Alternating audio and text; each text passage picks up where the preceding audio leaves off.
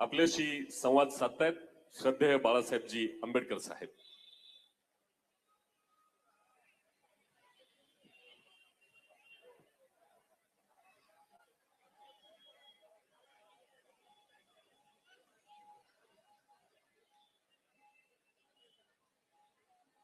मंचकावरती उपस्थित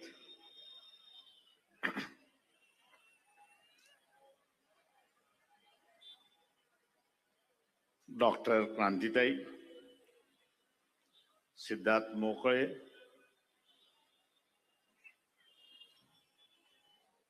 नदाफजी, सोमनाथजी साळुंके, त्याच्याच बरोबर कोल्हापूर शहर चे असणारे लक्ष्मीबाई वाघमारे, अध्यक्ष, सर्व कोल्हापूर जिल्ह्यातले असणारे कार्यकर्ते,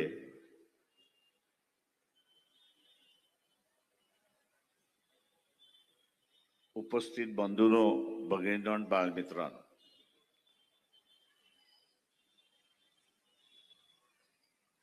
महानगरपालिकेच्या निवडणुका यांचं बिगुल वाजलं आणि हे बिगुल वाजल्यानंतर प्रत्येकाची असणारी धावपळ चालली आहे. कसली धावपळ चालली आहे? तर सभागृह 130 आहे, पण आपल्याकडे असणारे 130 उमेदवार सुद्धा नाही. आणि आपल्याकडे 130 उमेदवार नाहीत म्हणून असणारं राजकीय समझोता होतोय का? आणि तो राजकीय समझोता करत आपली जागा भरायची अशी असणारी परिस्थिती आहे.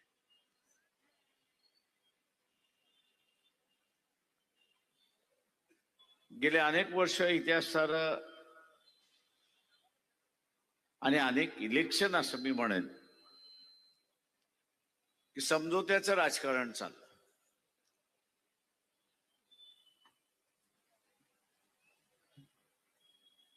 समझोत्याचं असणारं राजकारण चाललं आणि हे समझोत्याच्या राजकारणामुळे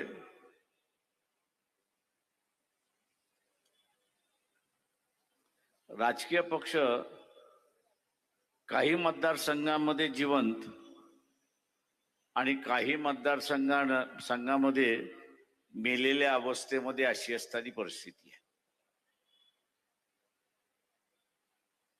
कुठल्या इलेक्शन मध्ये आपण असणारा युती करावी, कुठल्या इलेक्शन मध्ये आपण युती करू नये याचंही भान राहिलं नाही. सत्ता आणि सत्ता याच्याशिवाय दुसरं काहीच आम्हाला दिसत नाही आणि याचं आम्हाला कोणाला दिसत नसल्यामुळे पक्ष हा लयास गेला अशी असणारी परिस्थिती आहे. मित्रो,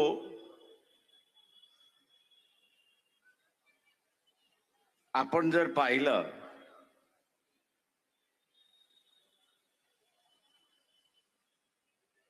तर ही अवस्था एका दृष्टीने वाईट आहे असं मी त्या ठिकाणी मानतो. मी वाईट ह्याच्यासाठी म्हणतो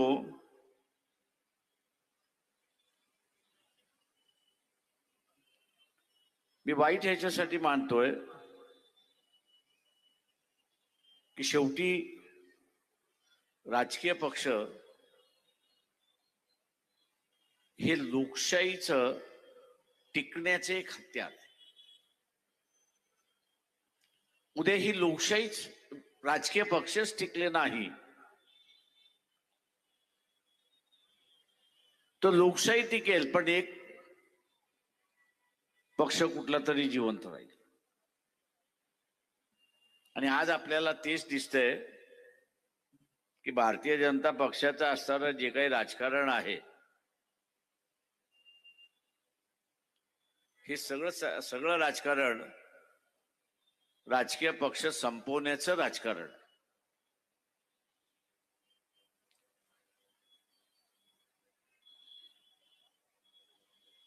भारतीय जनता पक्षाबरोबर दोन पक्ष आहेत. एक एकनाथ शिंदेना मिळालेली असताना शिवसेना हा एक पक्ष आहे आणि दुसऱ्या बाजूला अजित पवार यांना मिळालेली असताना एनसीपी असा प्रश्न आहे. दोघांमध्ये रेस लावली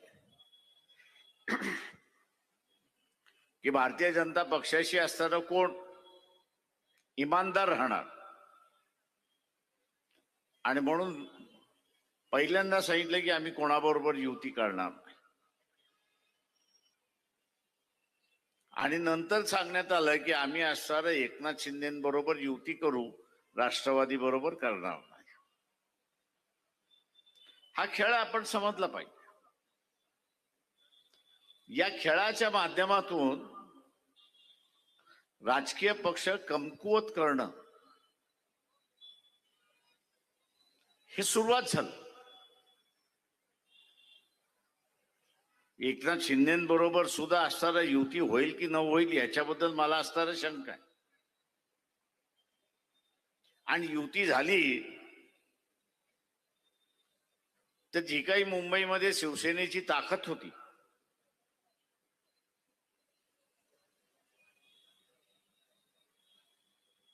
ऐंशी एक नगरसेवक निवडून आणण्याची जी ताकद होती त्या ताकदीला बघताना असणारा भारतीय जनता पक्ष एकनाथ शिंदेच्या शिवसेनेला 100 जागा तरी देणार का? 227 228 पैकी की त्यांना असणारा 30-40 जागा घ्या आणि गप्प बसा म्हणून सांगणार.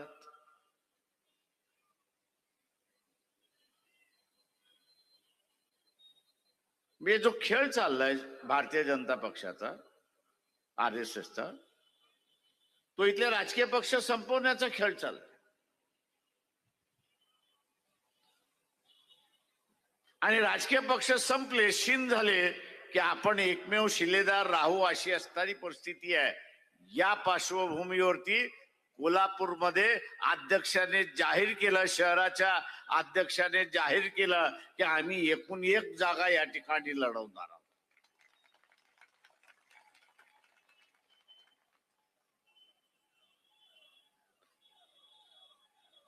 तर आम्ही सगळ्या वार्डामध्ये जिवंत आहोत, सगळ्या प्रभागामध्ये जिवंत आहोत. आमच्याकडे कार्यकर्ते आहेत, भले ताकदवर नसतील.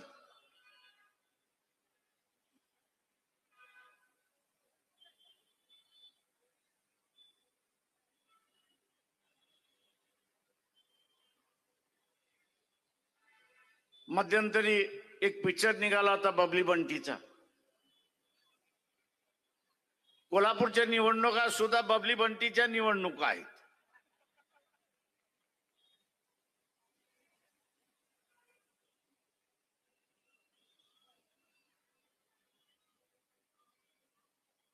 पण त्या निवडणुकांमध्ये आपण लक्षात घेतलं पाहिजे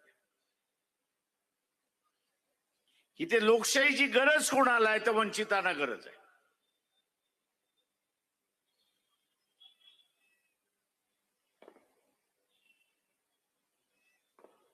आणि आज वंचितानेच ठरवलं पाहिजे की भारतीय जनता पक्षाचा हा जो मनसुबा आहे, भारतीय जनता पक्षाचा असणारा हा जो मनसुबा आहे की राजकीय पक्ष संपवणं, हा जो मनसुबा आहे तो आम्ही हाणून पाडल्याशिवाय राहणार नाही हे असणारं लक्षात घ्या.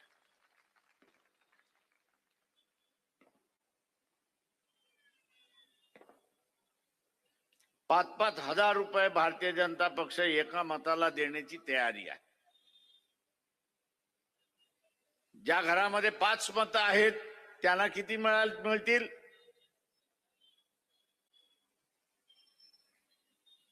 ज्यांच्या घरामध्ये 5 मतं आहेत त्यांना किती मिळतील? आता हे 25,000 किती दिवस टिकतील?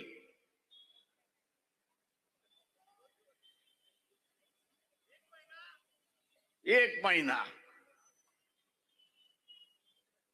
आणि 1 महिन्यानंतर ह्या लोकशाहीचं तुम्ही काय केलेलं असेल,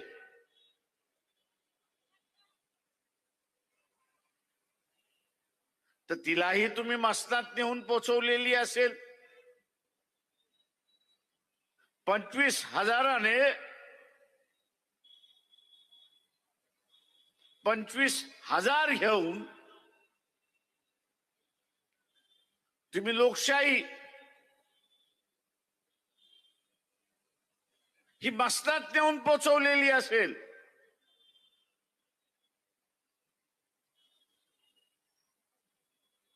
आणि मग जे दमन कार्य या ठिकाणी सुरुवात होते,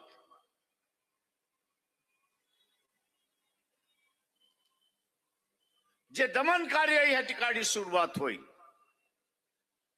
त्याला आपल्याला तोंड द्यावं लागेल हे लक्षात घ्या. जे 25,000 रुपये वाटतात आहेत, तुम्हाला असं वाटतं त्यांचा हेतू स्वच्छ आहे?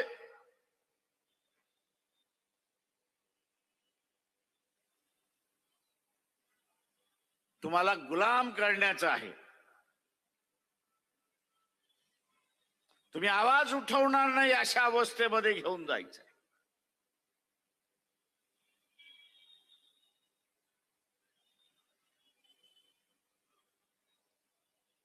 आणि ते ज्या दिवशी होईल, त्या दिवशी महात्मा फुलेंपासून सुरुवात झालेला लढा, महात्मा फुलेंपासून सुरुवात झालेला लढा हे गाडण्याचं काम आपणच केलं असेल हे लक्षात घ्या. दुसरा तिसरा कोणीच नाही. कशासाठी? तर फक्त 25,000.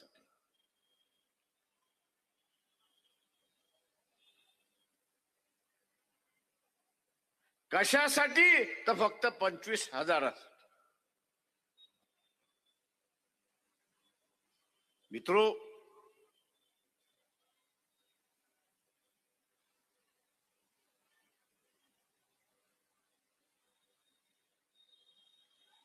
बिहार मधला निवडणुका आपण पाहिल्या.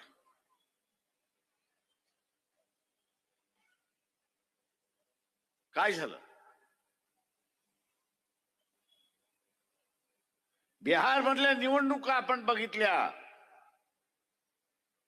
काटे की लढाई आहे म्हणून सांगण्यात आलं, आणि इलेक्शन मध्ये आपल्याला असताना दिसलं की काट्याची तर सोडून द्या, पण लढाईच झाली नाही अशी असणारी परिस्थिती.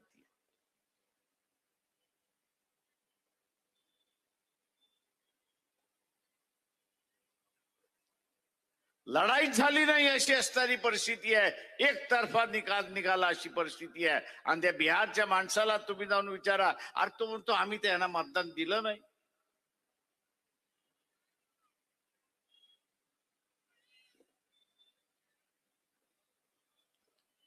आज मित्रो, हेराफेरी होते, गफला होतोय, पण या गफल्यावरती सुद्धा मात करता येते हे लक्षात घ्या.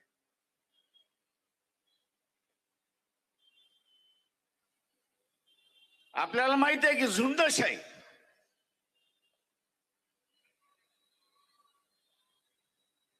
ही झुंड एकदा बाहेर पडली तर ती भल्या भल्याना उद्ध्वस्त करून निघते हे लक्षात घ्या. ही झुंडशाही जी आहे ती भल्या भल्याला उद्ध्वस्त करून टाकते.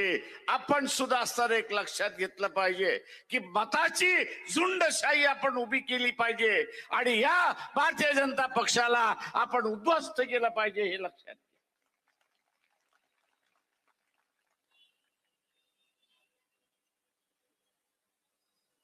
मला अनेक जण म्हणतात, तुम्हाला भीती वाटत नाही का?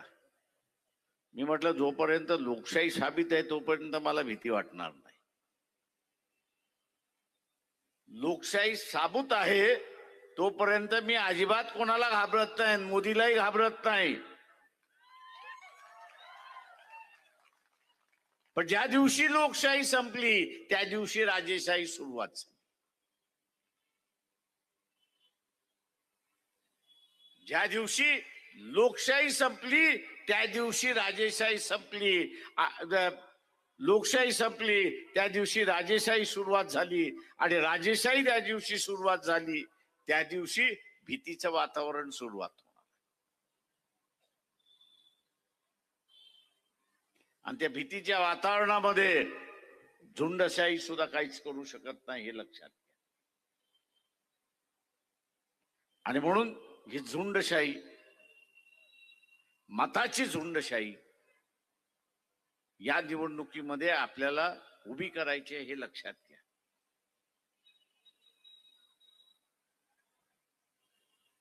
उभी करायची आहे, मतपेटीतून उभी करायची आहे. आणि ती आपण कराल ही अपेक्षा मी त्या ठिकाणी बाळगतोय.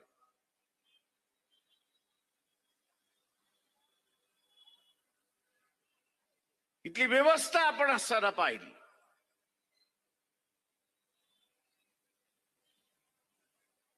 तर नरेंद्र मोदी चायनाला विकल्या गेलेला आहे अशीच परिस्थिती आपल्याला त्या ठिकाणी दिसते.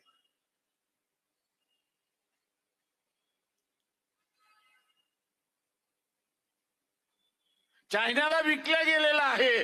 कारण का तर मागच्या 10 दिवसापूर्वी युट्यूब वरती जा, आर्मीचा चीफ जो आहे त्याचं भाषण काढा आणि ऐका. त्यांनी असताना म्हटलं की चायना हा आमचा शत्रू आहे.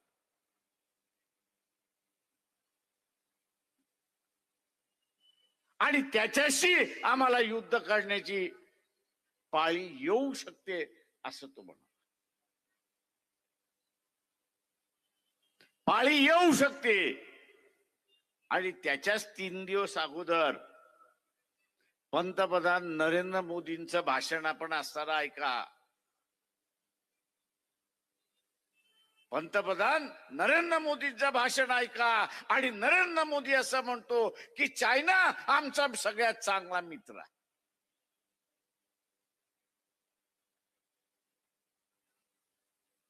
चायना हा आमचा सगळ्यात चांगला मित्र आहे.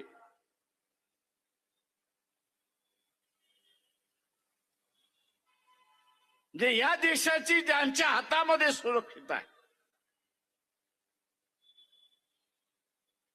असा मिलिटरीतला चीफ म्हणतो की चायना आमचा असणारा दुश्मन आहे, ते आमच्याशी युद्ध करायला बसलंय. आणि दुसऱ्या बाजूला आपण बघत असाल की नरेंद्र मोदी असं म्हणतोय की चायना माझा असणारा मित्र आहे. या 70 वर्षाच्या कालावधीमध्ये,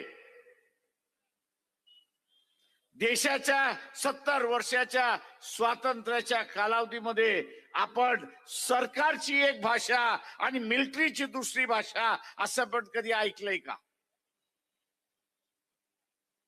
दुर्दैवाने कमजोर विरोधी पक्ष आपल्याकडे आहे.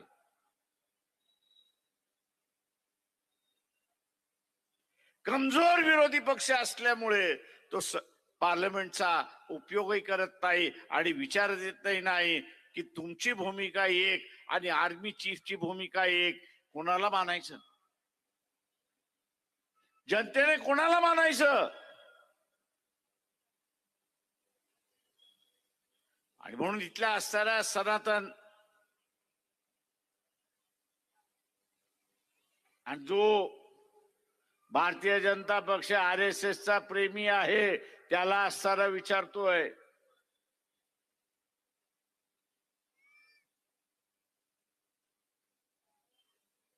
त्यांना आम्ही असणारा विचारतोय की सिंदूरचं युद्ध झालं, हा माणूस दर 3ऱ्या दिवसाला मोदी कुठल्या नाही कुठल्या तरी देशाला भेट द्यायला जातोय.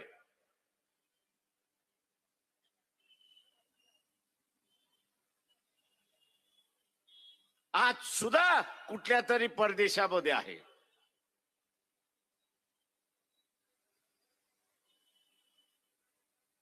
मी त्या जनतेला आवाहन करतोय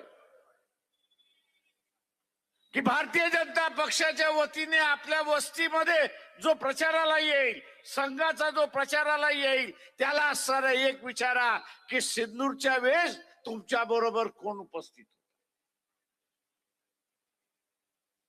सिंदूरच्या युद्धाच्या वेळेस तुमच्या बरोबर एक देश मित्र म्हणून का उभा राहिला नाही? मित्र म्हणून एक देश सुद्धा का उभा राहिला नाही, याचं उत्तर सांगा.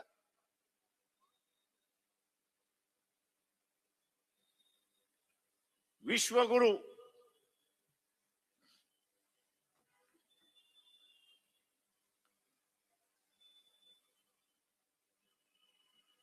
आम्ही विश्वगुरु आहोत. अरे बाबा, विश्वगुरु एक सांग, या सिंधूच्या युद्धामध्ये तुझ्या बरोबर एक शिष्य सुद्धा का उभा राहिला नाही?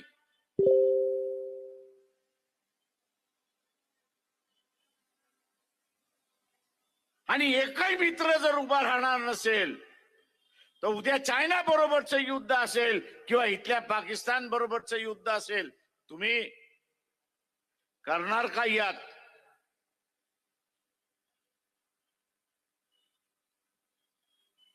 आज आपल्याला दिसते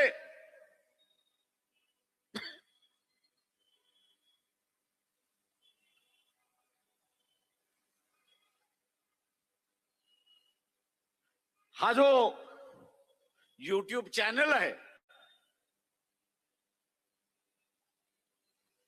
एकदा छंद म्हणून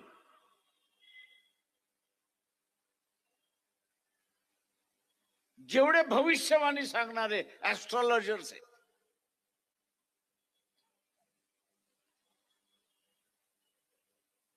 यांचं रात्रभर ऐकत बसलो.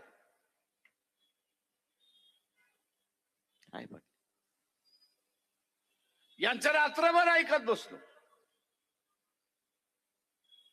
आणि या रात्रभर ऐकत असताना एकच सूर त्याच्यामध्ये मला सापडला, आणि तो सगळ्यांचा सारखा होता, कॉमन होता, आणि तो म्हणजे येत्या 2-3 महिन्यामध्ये आपलं पाकिस्तान बरोबरचं युद्ध. आर्मी चीफही म्हणाले.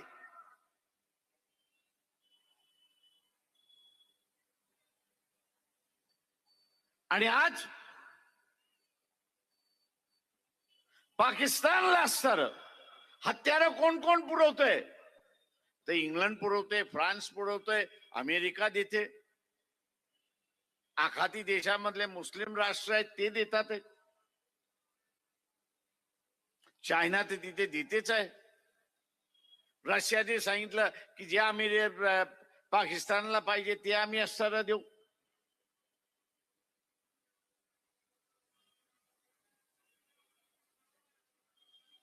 आणि एवढी सगळी देश, आणि हे सगळे देश पाकिस्तानला हत्यार देणार असतील, आणि पाकिस्तानचा हत्यार कोणाच्या विरोधात वापरणार, तर ते भारताच्या विरोधात वापरणार. मोदींना आपण विचारलं पाहिजे, बाबा तू आम्हाला वाचवणार कसं ते हे सांग.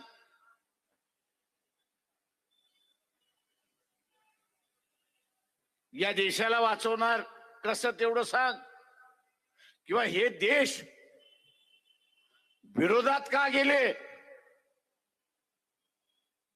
हे विरोधात जाण्याचं कारण काय होतं? तर त्याचं एकच कारण, ते म्हणजे अहमपणा.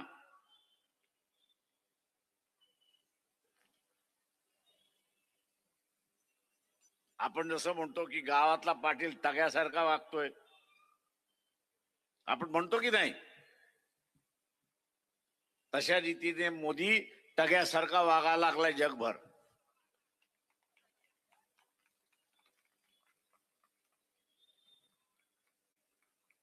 त्या पाटलाची आपल्याला भीती वाटत नाही, कारण का दर दिवशी आपल्या बरोबर त्याचं भांडण चाललेलं असतं. तोही आपल्याला हात लावत नाही, आपणही त्याला हात लावत नाही. पण ह्या टग्याचं असणारं भांडण जे आहे ते आता देशाच्या भूमीवरती येऊन पडायला लागलं. डोनाल्ड ट्रम्प म्हणतो की नाही, मी सुद्धा जगातला असणारा टग्या आहे. आणि हा काय म्हणतो, आमचा टग्या, की मी डोनाल्ड ट्रम्पला शिकवलेला आहे आणि शिकवतोय. आता ह्या दोन टग्यांमधली भांडणं या दोन टग्यांमधली असणारी भांडणं जी आहेत, अमेरिकेबरोबरची भांडणं, याची रशिया बरोबरची भांडणं, याची असणारी इंग्लंड बरोबरची भांडणं, त्याचं भोगावं कोणाला लागणार आहे? ते भारतीयांना भोगावं लागणार आहे.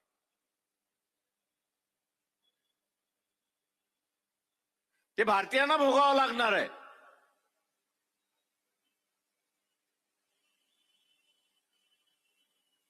ती काय भारताच्या विरोधात नाहीयेत, ते ह्या टग्याच्या विरोधात आहेत.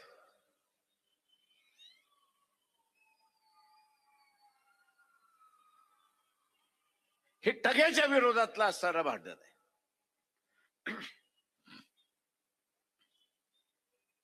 आणि या टग्याच्या विरोधातलं भांडण, त्याची किंमत आपण का द्यावी?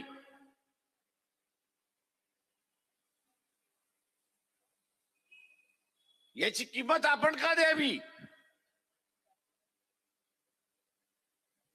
हा प्रश्न सगळ्यांनीच आपल्याला असताना विचारला पाहिजे, हे लक्षात घ्या.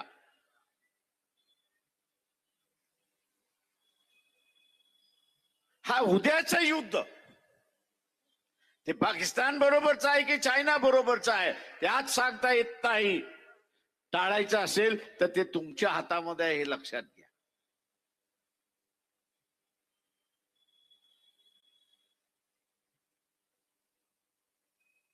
हे भांडण टाळायचं आहे, तुमच्या हातामध्ये आहे.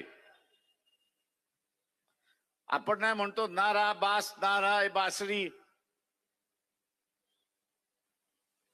तशाच रीतीने मोदीला तुम्ही सत्तेवरतीच बसवलं नाही तर युद्ध कोणाबरोबर होणार?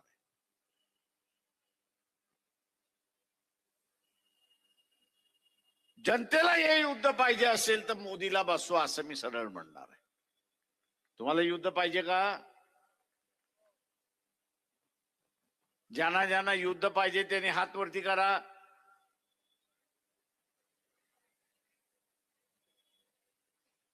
तुम्हाला असताना आता जर युद्ध नको असेल तर मोदीला खाली खेचा, आणि खाली खेचायचं असेल तर या कॉर्पोरेशनच्या निवडणुका सुद्धा अत्यंत महत्वाच्या आहेत, हे लक्षात घ्या.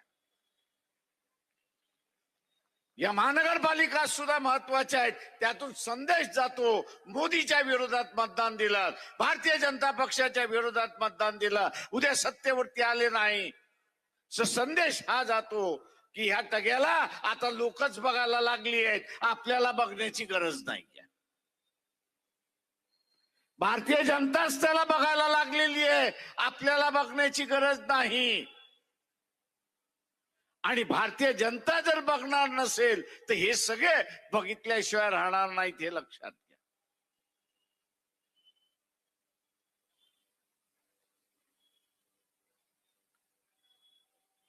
आणि म्हणून मला मान्य आहे की कॉर्पोरेशनचा प्रश्न म्हणजे रस्त्याचा प्रश्न, कॉर्पोरेशनचा प्रश्न म्हणजे असणारा साफसफाईचा, कॉर्पोरेशनचा प्रश्न म्हणजे पाण्याचा प्रश्न, कॉर्पोरेशनचा प्रश्न म्हणजे नळांचा प्रश्न, गटारांचा प्रश्न, झोपडपट्ट्यांमधला प्रश्न.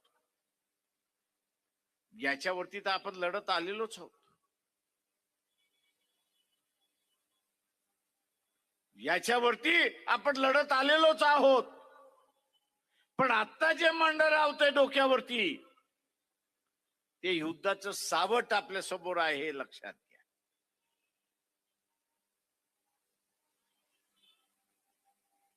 इथले चॅनलवाले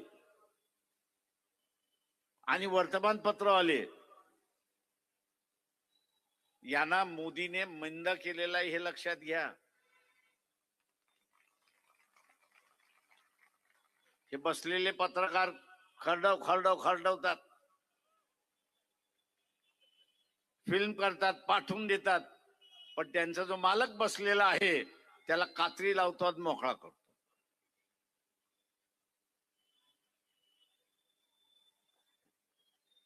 काका त्या मालकाला मोदीने सांगितलंय, तू माझ्या विरोधात छाप तर खरं, तुला आतमध्ये टाकल्याशिवाय राहणार नाही.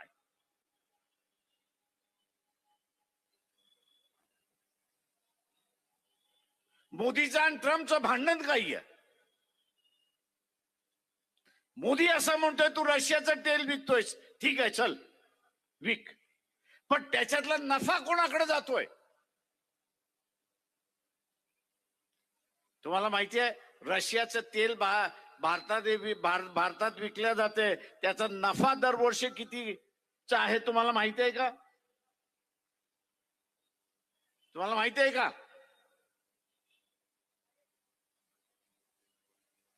दरवर्षी रशियाचं तेल आपल्याला असं सांगितलं जातंय की भारत विकतोय, चूक आहे. ते भारताला तेल मिळतंय हे बरोबर आहे, पण विकणारा रिलायन्स आहे हे लक्षात घ्या. रिलायन्स कंपनी आहे हे लक्षात घ्या. आणि दरवर्षी या कंपनीला नफा किती होतो?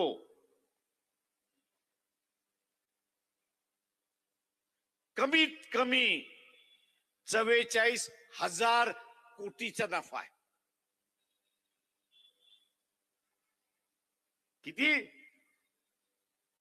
कितीचा नफा आहे?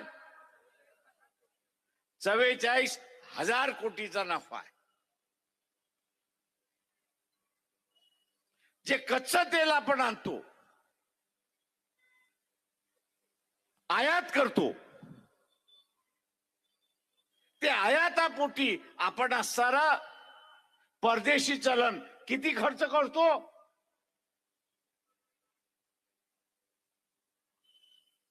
वर्षाला 1,10,000 कोटी आपण खर्च करतो. 1,10,000 कोटी आपण खर्च करतो. तो ट्रम्प हेच म्हणतोय, अरे बाबा 44,000 कोटी तुम्ही कमवताय, हे त्या अंबानीच्या कंपनीला देण्यापेक्षा, रिलायन्सच्या कंपनीला देण्यापेक्षा ते असणारे सरकारच्या तिजोरीमध्ये गेले असते तर आज डिझेलची 90 रुपये आहे, तुम्हाला 40 रुपयाला मिळाली असती की नसती? 40 रुपयाला मिळाली असती की नसती? मोदी तुमचं भलं करतोय की तुमचं खोबरं करतोय? मग त्याचं खोबरं कधी करणार? त्याचं खोबरं कधी करणार? तुम्हाला संधी आली आहे. माझा भारतीय जनता पक्षवाले असतील, RSS वाले असतील, त्याला आव्हान आहे की मी हा जो आरोप केलेला आहे तो खोटा असेल तर उद्याच सभा घ्या आणि सांगा हा खोटा आहे म्हणून.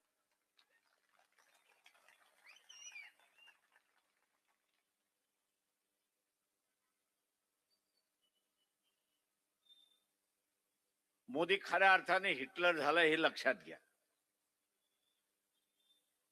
मी असं बोललो की RSS वाल्यांना फार झोमतं. अरे अर्धे चड्डीवाले एवढंच मला सांगा, गेल्या 2.5 वर्षामध्ये नरेंद्र मोदीने एकदा तरी मोहन भागवताची भेट घेतली आहे की मोहन भागवतच त्याला भेटायला चालले अशी परिस्थिती? आणि म्हणून मित्रो, ही जी लूट चाललेली आहे, जगातल्या देशाचे जे नेते आहेत ते असं म्हणतात की भारत आता वरती येतोय, लोकांची परिस्थिती बदलते.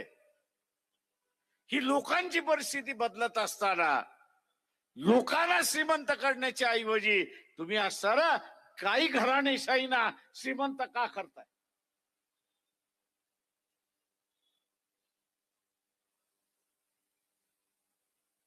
तुम्ही काही घराणेशाहीना असताना श्रीमंत का करताय आणि नव्यानं गुलामी ह्या देशावरती का आणताय? कॉर्पोरेटची गुलामी तुम्ही का आणताय?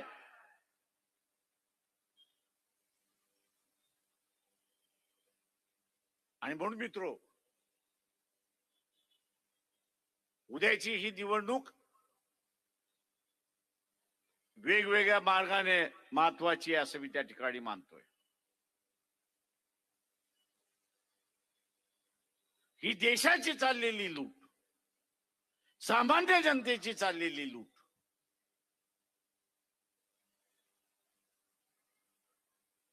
हिला थांबवायची असेल तर इथले राजकीय पक्ष काहीच करू शकणार नाहीत.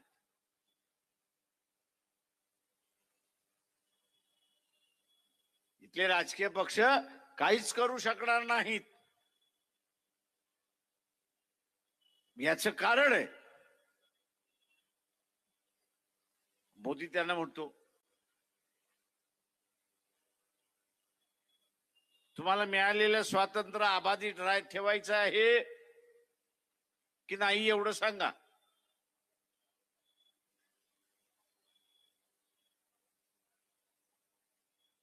तुमचं स्वातंत्र्य अबाधित ठेवायचं आहे की नाही तेवढं सांगा. स्वातंत्र्य ठेवायचं असेल तर माझ्या सरकारवरती टीका करायची नाही, माझ्या सरकारचं भिंग बाहेर काढायचं नाही.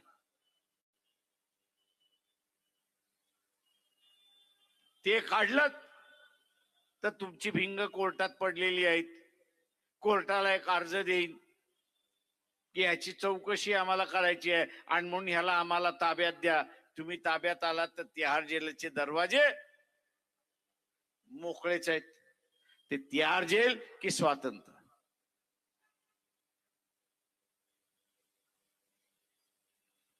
दुर्दैवाने मी असं म्हणेन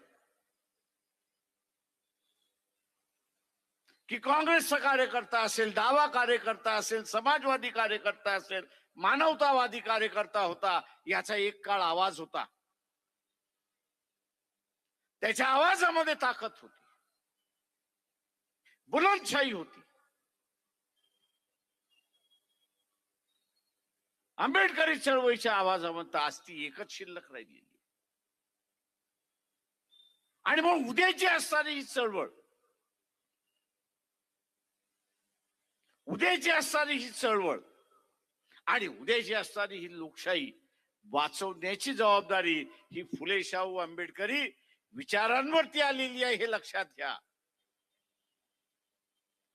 ही फुले शाहू आंबेडकरी विचारांवरती आलेली आहे आणि ही ऐतिहासिक जबाबदारी आपल्या सगळ्यांना पार पाडायची आहे. ती या निवडणुकीमध्ये आपण पार पाडाल. सभेला जशी गर्दी आहे,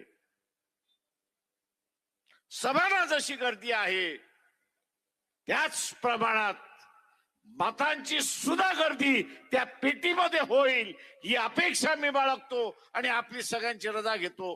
जय भीम, जय भारत. श्रद्धेय बाळासाहेब आंबेडकरांचा, श्रद्धेय बाळासाहेब आंबेडकरांचा.